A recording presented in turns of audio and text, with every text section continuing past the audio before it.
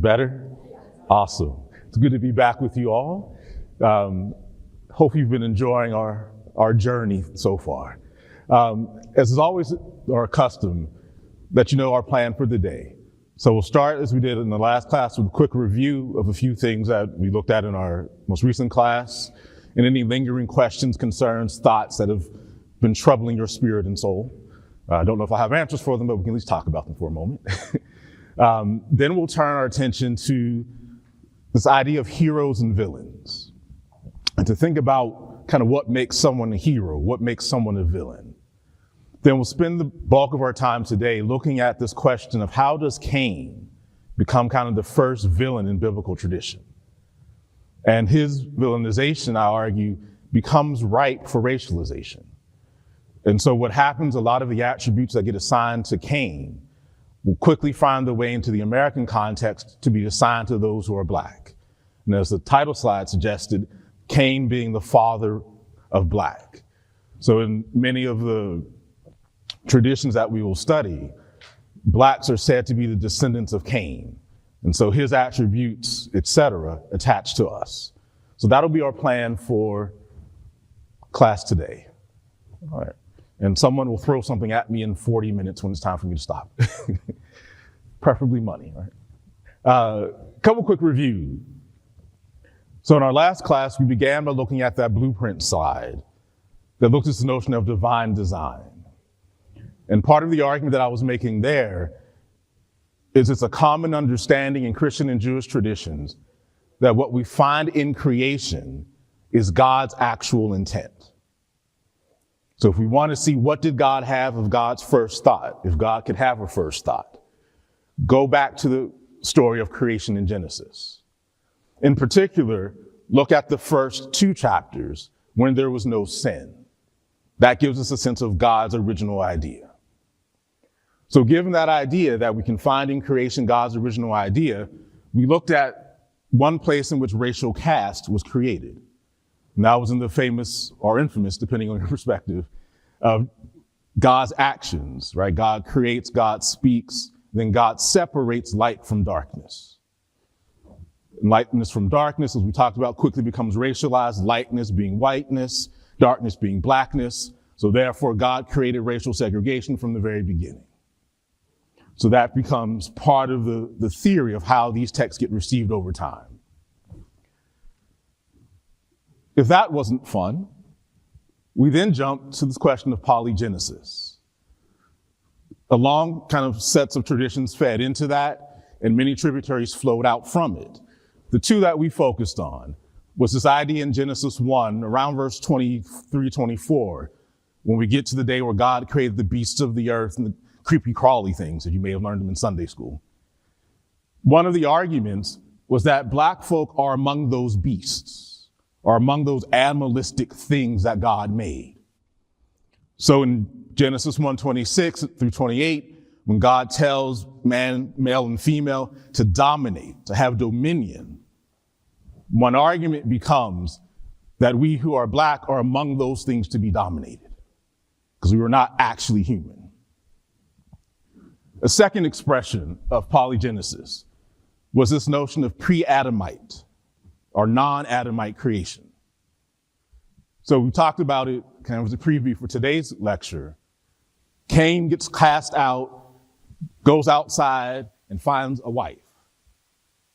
And most of us had the question, where'd they come from? Reasonable answer, reasonable question. The Bible's like, that's cute, keep it moving.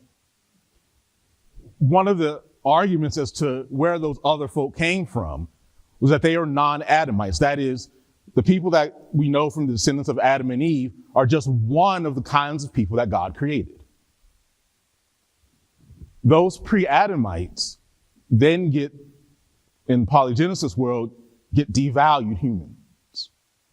So they're not fully human. And so the argument then becomes what Cain and his descendants are these half-breeds. And we'll talk a bit more when we get to the curse of Ham in 2 weeks about kind of all the kind of sexual improprieties that gets read into these texts. So that ends up being part of the polygenesis story.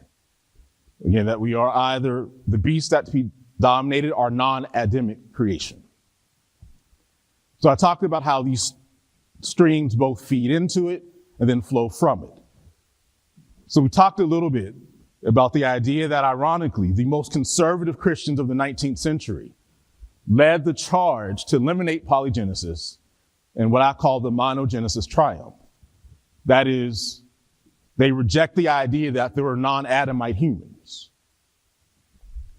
One could think, well, then that settles the question. I'm clearly human. Thus my phrase, humanish. Right? And so I ended class last week kind of imagining you straddling a fence with human on the one side, non-human bestial on the other. One of the tributaries that feeds into this idea that even though polygenesis as a doctrine failed, the fact that my humanity was negotiable was a subject of debate for white power. It's part of what the 3/5 compromise was, and we talked about that. The last piece that we didn't get to, which is I always like to take things from the historical to the personal as part of that history, is the story of my grandfather's tale. So as you may remember in the very first class, I mentioned every man in my family, in my immediate family, so my father and his brothers, both grandparents and their brothers, have fought in every war in the 20th century. I'm the first to not go to war as a soldier for this country and my family. My paternal grandfather served in the quartermaster unit overseas in World War I. He didn't talk much about the experience, but one of the great mysteries I learned as a kid is if you sit really quiet, adults will say stuff because they don't think you're listening. It's the greatest hustle I learned as a kid. It serves me well today as well. Sometimes just sit quietly, hear all kinds of stuff that people probably don't think I should know. So free advice. So he and his friends occasionally get together when I was a little child, and they would talk about their stories of being in World War I. They would talk about coming back home and some of the things they would face. And they would talk very soberly, very seriously about this moment that many of them experienced where they would be overseas carrying their rifles in the uniform of the United States. And young white girls will come up to them. Sir, show me your tail. Show me your tail. Tail, right? The thing that dogs and rats have. It was assumed that my grandfather in World War I had one. 30 years later, my maternal grandfather, who would serve in Germany, would come back and hear the same questions from German girls. Then when he came back to the States in Florida, the same questions were asked of him. So yes, monogenesis 1-ish. But we still stand, I argue, somewhat bestial, somewhat human, such that my grandfather serving in war were asked, do you have a tail? That's part of what we were looking at last week, how that lives. Okay. Now, before we move on, if monogenesis wins, and you can't say I'm not a human, I'm humanish, then you need to find a way of explaining those bestial elements. Be ye not afraid or dismayed. American biblical reception history has an answer for that. And that's what we will look at next. But before we turn to that, I will pause. Questions, comments, concerns, consternations. Does anyone want to risk using the microphone?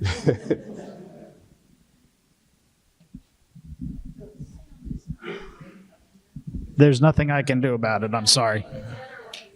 Okay, we'll leave it to the experts. Okay, cool.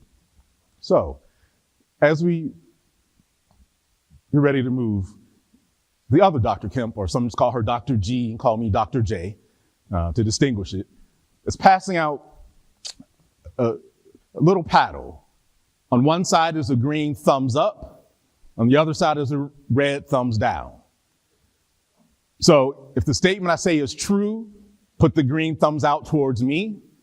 If it's false, put the red thumbs out towards me. We may have to go in pairs because we may not have quite enough. Since we bought it, when the numbers are a little different, so we're awesome that so many are coming. Yeah. But so on the screen behind me, does anyone recognize who some of those people are? Yeah. These are comic book heroes or villains. A confession. I have read and watched way too many cartoons for any grown man. And I get thrown out of my hardcore comic book circles because I like DC and I like Marvel. I don't choose between the two. So I have a very good friend. I felt your spirit groan, he said. I have some very close friends who are like, we cannot talk to you about these things. So I confess fully, love comics, and I go both DC and Marvel Universe. Hopefully I've not lost your respect too much. But the reason I want to think about them as kind of our backdrop is often when we think about heroes and villains, these are some of the images that come to our minds. So I'm going to make 7 statements. If it's true, hold up the green thumbs up. Or if you don't have a paddle, just give me a thumbs up. If it's false, give me a thumbs down. All right? So if you think the statement is true, thumbs up. False, thumbs down. Statement 1, heroes are good. Heroes are good. Okay. All right. The dominant verdict is true. I had a couple people who decided to go against the rules and do a thumb sideways. So I see you. All right. So, question 2, villains are evil. Villains are evil. Okay. All right, thank you. This is kind of a slightly more true, but it was fairly evenly split. Statement 3, heroes do good. Heroes do good. All right, thank you. It's like that was our first unanimous.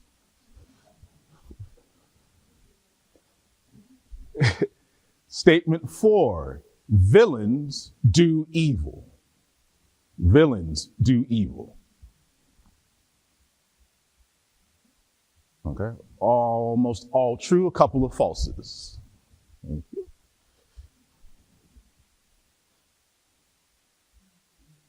Statement 5, heroes should get the benefit of the doubt.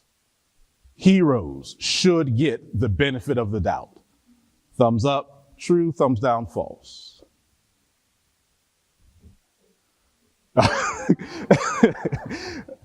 I get more people trying to decide. All right, thank you. So majority true with a couple falses and sides. Statement 6, villains should not get the benefit of the doubt. Villains should not get the benefit of the doubt. Okay, so most are saying that's a false statement.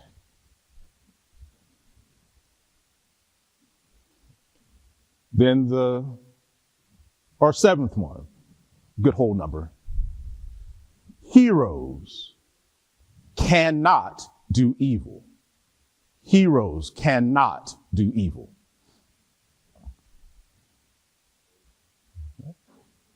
Awesome. Thank you. So that was another sort of unanimous one. Okay. So, of the 7 statements, are there any ones that jumped out at you like, hey, Dr. Kemp, I want to unpack that more?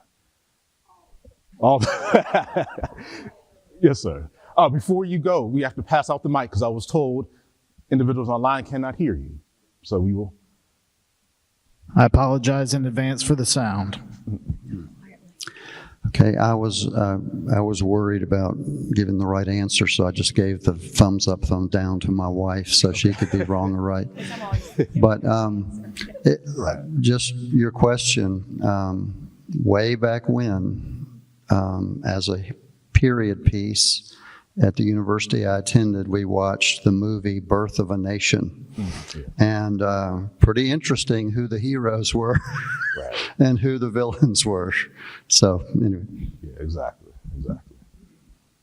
Yeah, and I think that's part of the conversation of how the commercial for the live white supremacy gets played, right? Who are the heroes? Who are the villains? And how does race then play a part in that, given what we think about heroes and villains? Absolutely. Yes. Well, I mean, what the suppositions are supposed to be in a comic is different than what this group would come up with, because in a comic book you assume that the heroes are faultless and that the villains are evil, and that completely denies the nuances of things like tragic flaws for the heroes and redemption for the villains. Right. So so we can't really vote about this thing. I think it's unfair to vote. Unfair to vote. But that's the point. to force that kind of value clarification, if you will, right? To force, if you have to say yes or no, then it allows us to think about what are the things that are driving those associations. Yes, sir. Would you comment on the diversity of views about who gets the benefit of the doubt? Sure. Yes. So the question was, could I comment on who gets the benefit of the doubt? So the vast majority of us said heroes should get the benefit of the doubt. Should. Heroes should. So part of the question that we will kind of continue to unpack is, if you are assigned a hero status, how does that relate to the myth of innocence we talked about in the first class? So if there's a presumption, right, in most normal contexts, as a professor, if you stand up in front of a class, they assume you know what you're talking about. If you stand up to preach a sermon as a pastor, they assume you know what you're talking about, which gives you an added responsibility to not mislead people. And if there's something that's off, people say, well, they're a nice guy. So you made the comment in our first class, where you've often heard the stare, yeah, that was bad, but they're a nice guy. Yeah, but she's a nice woman. As though there's immediate caveat. If you think highly of someone, you're more likely to say, well, that was just a bad moment. They aren't bad people. And so that kind of narrative, when that gets racialized through how some of the scriptures we'll be studying gets used, can become very problematic. And so there's a bunch of studies that have been done in the world of law that talk about the presumptions that happen with black defendants and white police officers, and police officers more broadly. And part of that is the benefit of the doubt always falls on one side versus the other. So that's part of thinking about how that plays itself out. And we'll unpack it more when we get to the curse of Ham, because there's an interesting legal moment that comes up in its reception. But that's a 40-second version of that. What I just wanted to add quickly is, it seems to me recently in comic-based movies that you are seeing a much more complex character development, and where the heroes struggle mightily and show many more flaws, and the villains show, and it suggests, or maybe hopefully leads to a more complex appreciation of humanity. Yeah, absolutely. And there are folk who do film and media studies who have talked about in the last 15 years that shift. So is it Krista? Christy, sorry. I was close. Had talked about kind of the tragic flaws and the possibility of redemption. So what media and film studies will tell you in the last decade or so, that's changed, right? So the other extreme example of this is professional wrestling, right? So, or wrestling, as my grandma would say, where, when I was a kid, Hulk Hogan, what do? We pray, we eat our vitamins, and we work hard in school. Ultimate hero. Fast forward, early 2000s, comes dressed out in black, and is now an ambiguous hero. And sometimes, depending on which week you tune into the program, he's a hero or he's a villain, right? My favorite character, which may say more about me, is actually up here, Batman. Right? Batman is a morally ambiguous hero, right? If you ever watch like Batman versus Superman, those kinds of battles, and again, we're going to nerd out for 10 seconds, I promise. Batman always gets justice, but doesn't always do it the best way. Right? There's a famous scene in one of the Justice Leagues where Superman is trying to interrogate a suspect, and the suspect just laughs at Superman. He's like, "You ain't gonna do nothing to me." Then Batman walks up quietly and whispers something, and the guy confesses to every crime in the history of humanity. He was like, "This galaxy got extended. I did it. I was wrong." Then everyone asked Superman, "What did Batman say?" And Superman's response is, "You're better off not knowing." Right? So Batman is that morally ambiguous hero. So what does that mean if we start thinking about the complexity of that for human relations in this racial caste system? I forget who said it last week about the separation of light from darkness, that you actually have to talk about there's a transition. That's not purely light, not purely dark, there's a transition period. Was you? Okay. I thought it was you, but you were sitting differently last week. So yeah, keep moving around messes up my mapping. So if now heroes and villains are more on a spectrum, not purely night, not purely darkness, does that mean villains are also on that same spectrum? Not fully dark, not fully light, but somewhere in the middle. And that becomes part of the nuance that develops as we start thinking about these kinds of hierarchies. Now wake up my computer. Cool. Any other kind of thinking thoughts, queries? Yes. Oh, one of the things when we were kind of voting over here, a number of us were talking about the importance of giving our first instinct, because can be a distinction between what is our instinctual response, kind of our implicit belief. If you're familiar with system 1, system 2 thinking, system 1 is our fast, instantaneous, almost subconscious reaction. And then if we're talking about nuance, that's that slower thought that takes more deliberation that's not always accessible to us all the time. And so that instinctual response is important to recognize as well, that automatic association, because sometimes that drives us more than actually our rational, deliberative thought. Right, exactly. Right, and I think that becomes important, that system 1, system 2 processing. As, part of my wife's work in clinical psychology involves various parts of neuroscience. So we recognize it's physically too costly to rationally think through everything. We literally don't have the horsepower in our brains to do that. So we have to automate stuff. If a car is speeding at me at 40 miles an hour, I don't have time to calculate mu, the coefficient of friction, omega, the angular momentum. I jump. I ain't got time to process that. And so one of the questions becomes, how do the associations of blackness and whiteness get automated? So that we begin thinking about white and black in automatic ways. That's part of the work that a lot of researchers have done. And part of my contributions to say, and the theological discourse around it has helped build those automated responses. Excellent point. Like, your wife was always right. Excellent.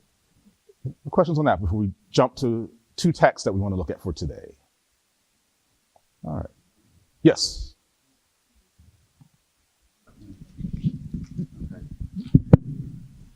Just related to what you're saying, interesting studies appear to be documented extensively that hiring a number of new black police officers into a somewhat unjust or racially biased system makes virtually no difference in outcomes, because the associations and the structural issues in that system don't change, no matter how many black police officers you have. Just kind of sad. Exactly, and that's part of what we talked about, the effects of the live white supremacy that's always pervaded. So everyone is drinking that water, imbibing that air, being shaped by that gravitational force. So that's part of why it required so much effort to both identify and then counter. Absolutely, absolutely. So can everyone see the scripture on the screen? Thumbs up? Perfect. So like we did last week, I asked if we could just take the mic and read one verse and just go around. So we'll read Genesis chapter 4, and we'll read verses 1 through 12. So Genesis 4, verses 1 through 12. I don't know where the mic is, but we'll just, yes, we'll start there. So you read verse 1. One verse. Now the Lord knew his wife Eve, and she conceived and bore Cain, saying, I have produced a man with the help of the Lord. Next, she bore his brother Abel. Now Abel was a keeper of sheep, and Cain a tiller of the ground. In the course of time, Cain brought to the Lord an offering of the fruit of the ground. And Abel, for his part, brought of the firstlings of his flock their fat portions, and the Lord had regard for Abel and his offering.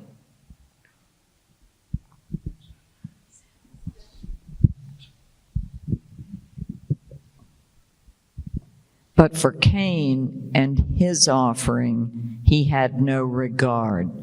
So Cain was very angry, and his countenance fell. The Lord said to Cain, "Why are you angry? And why has your countenance fallen?" If you do well, will you not be accepted?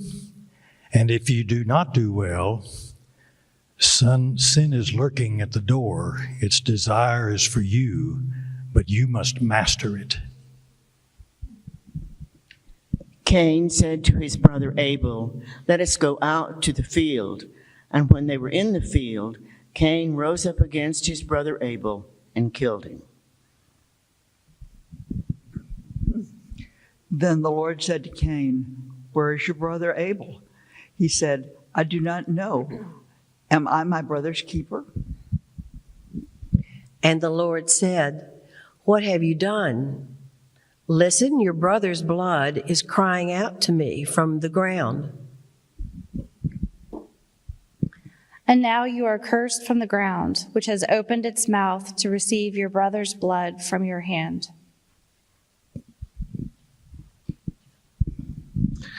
When you till the ground, it will no longer yield to you its strength. You will be a fugitive and a wanderer on the earth.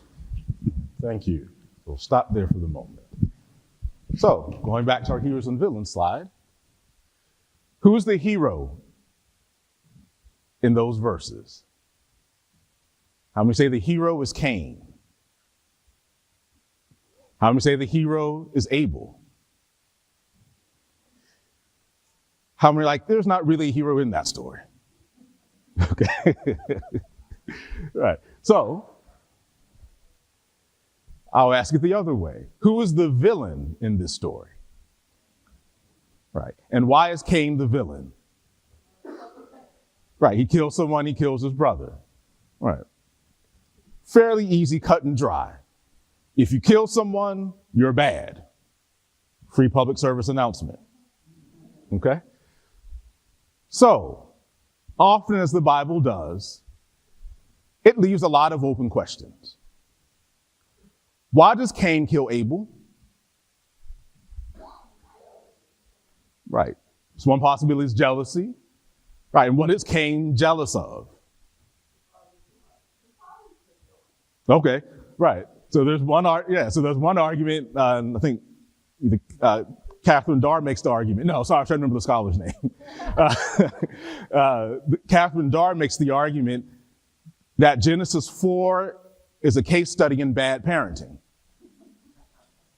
So that the villain is really God, because God's a bad parent because he shows partiality towards one child. Wouldn't recommend preaching that, but it's an interesting theory. All right. So jealousy, another possibility is the villain is God. How does Cain learn to murder? How does Cain learn how to kill or how to murder? It's not clear, exactly. Right. Right. How did Cain kill Abel? Yeah, it's not clear, right? He didn't have a 9mm tucked into his tunic, right? We have no idea. So we really don't know why he did it. We're not quite sure how he learned to do it. Is it possible that's a fundamental part of human nature?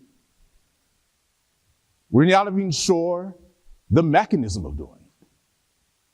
All the text tells us is Cain's countenance falls. He's angry, then he kills his brother. 2 linguistic notes. And when I was reading, I was like, why did they do that? But anyway, this is why Dr. Lamont and I, we have fun arguing about English translation. Like, I would never have done it that way. So the verb, I have produced, fine, like you won't fail my class if you translate it that way. But it's the verb kana, which often means to purchase or to acquire. What's interesting about this verse is I have produced or acquired a man. When you give birth, what do you give birth to? A baby. And if it's gender masculine, it's not a man, it's a male. If it's a boy, yes. Or you use the word boy, yeled in Hebrew. So what will happen is scholars will seize upon this idea of what does it mean for her to have acquired a man? In the preview of coming attractions, think polygenesis here. Because this is how this story will turn. And we'll see a move in that direction in the New Testament in a moment. The second linguistic note, she gives birth to his brother Abel. And I always mention this when I do intro Old Testament classes. The meaning of the word Abel comes from the Hebrew word hevel. Hevel means vaporous, ephemeral, something that won't last. So by the time you read the second verse of this, she gave birth to his brother who won't last. Don't get attached to this brother, right? The Hebrew writers tell you early on, he ain't going to be around for long.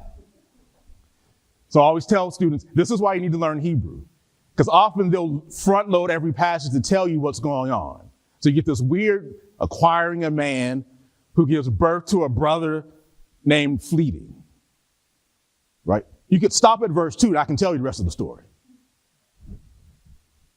Right. Shameless plug for Hebrew. So Cain emerges as a villain, clearly because he kills people, or his brother in particular. So the particular kind of betrayal. In the reception history of this text, now, this graphic was in, I think, the first slide, but we didn't get a chance to cover it because it wasn't up on the screen. One of the ways that I think about reception history, right, is that something goes in, a pre-existing tradition, then it goes through some kind of interpretive process. Then what comes out on the other end has some connection to what started, but is not identical to it. All right. I have another slide that has an apple pie in it, but I figure that may be cruel to show apple pie at 10 o'clock in the morning. Don't want to trigger folks' hunger senses. But Cain appears very rarely in the New Testament. The most extended treatment of him is in 1 John 3. So with time, we can read through that together. So 1 John chapter 3, and we'll read verses 9 through 15. 1 John 3, 9 through 15. We can go on this side. Would you mind reading? Those who have been born of God do not sin, because God's seed abides in them. They cannot sin because they have been born of God. The children of God and the children of the devil are revealed in this way. All who do not do what is right are not from God, nor are those who do not love their brothers and sisters. For this is the message you have heard from the beginning, that we should love one another. We must not be like Cain, who was from the evil one and murdered his brother. And why did he murder him? Because his own deeds were evil and his brother's righteous. Do not be astonished, brothers and sisters, that the world hates you. We know that we have passed from death to life because we love one another. Whoever does not love abides in death.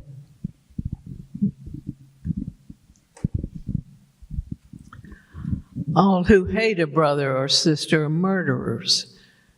And you know that murderers do not have eternal life abiding in them. Thank you. So I heard a lot of reactions. Yes, sir. Cain was born with the help of God. Which Yes. one are we stating? Yeah, the phrase Cain was born with the help of God. Yeah. And when you look at this, that would suggest that he is not from the devil, from God. Didn't say anything about Abel being born with the help of God. Right. So what's going on there? Yeah, exactly. Great question. And for me, this is where we can start thinking about how reception history can be analyzed as a way of addressing that question. So in this context, I'll ask the same question. Who is the hero of the Cain and Abel story according to 1 John 3? God, between Cain and Abel. Abel. And how do we know, according to 1 John 3, that Abel was the hero?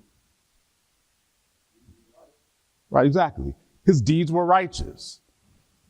As high level as you can get. Is Cain the villain in this story?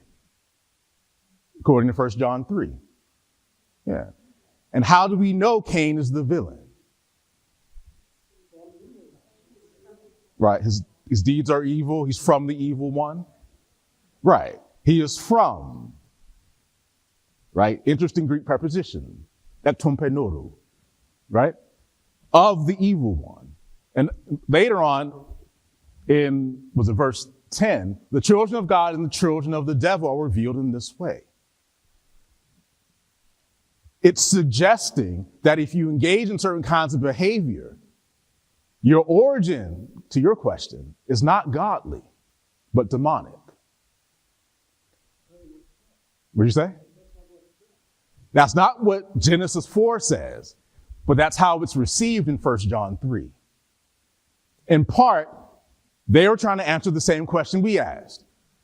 Why did Cain kill Abel? You figure, as a former lawyer or recovering lawyer, motive matters in criminal prosecution. I need to know why you did it. 1 John now gives us an answer. So it's not a priori. It's demonic. It is this false insertion of something evil into the very lineage of Cain. Now, in fairness for 1 John, he's arguing about types of humans.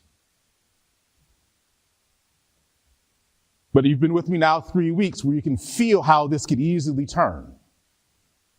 Okay. Yes, ma'am.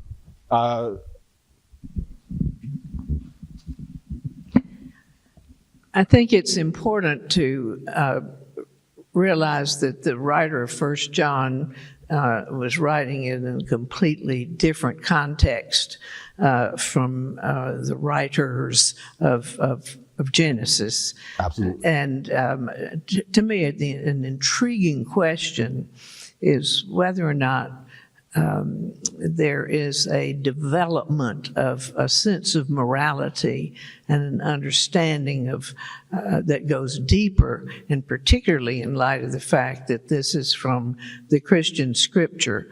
It seems to me that it is just a completely different take on what the original writer was trying to say. Right. And it's as if you read my mind. So part of this question of how we get here from the text is we learn a couple things through early Jewish interpretations of this. So I highlighted two concepts: the acquirement of a man, and then that Cain gets cursed. In Genesis, prior to Genesis 4:11, who else gets cursed? Yeah, someone said it. The serpent. Now, in Christian traditions, who do we understand the serpent to be? All right, the devil or Satan.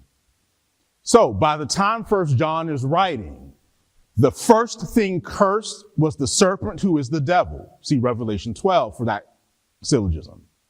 The next thing that's cursed is Cain. So they ask the question, is there a relationship between the first thing God cursed and the second thing God cursed? 1 John 3 says, yes, they are both of the evil one or of the devil. So Cain becomes a part of this devilish tradition. Because that explains why murder enters the world. So if New Testament scholars are right, and I have no reason to disagree with them, the same community that produced 1 John produced the Gospel of John. And in my vacation Bible school, we used to have those Bible sword drills. And this is one of the passages y'all still, did they do that too? Some of you had, all right. So you feel me on the Bible sword drills. And one of the ones we had to find was in John. The devil comes only to steal, to kill, and to destroy. So the devil's actions are about stealing, killing, and destroying. What does Cain do? He kills. So therefore, what is Cain? Right, he's of the devil. Another way 1 John gets this tradition is going back to this question of acquiring a man. A strange formulation. So there develops a tradition that 1 John might be aware of. A couple scholars agree with me in my hypothesis, so I can share it. There's a tradition that develops in Jewish ideas that Eve is the mother of Cain, but Adam is not his father.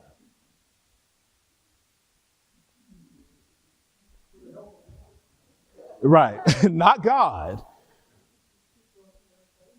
Yes, that's a perfect modern metaphor. He was Rosemary's baby.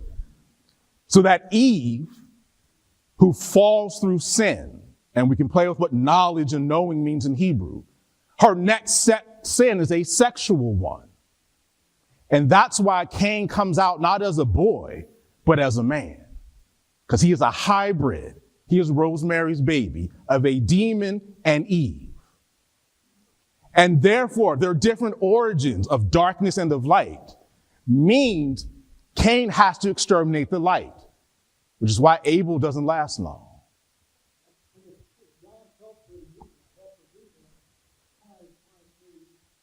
Right, so the question was, if God helped her do that, why is then Cain evil?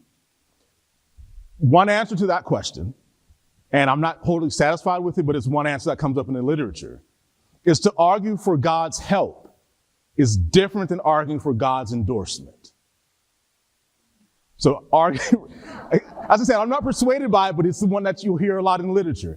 God's help is different than God's endorsement. The argument of why it's help, not endorsement, is to suggest that God is not in absolute control, challenges God's sovereignty. So therefore, they use this as a phrase to do that. Oh, I'm at like a minute. Yes. Right, the rabbis have an answer for that. But I was just told we were actually over time, so I will stop there, which is an odd cliffhanger. But we'll stop there, we'll pick this up, and then how this thing transitions into racialization. So thank you all for your time.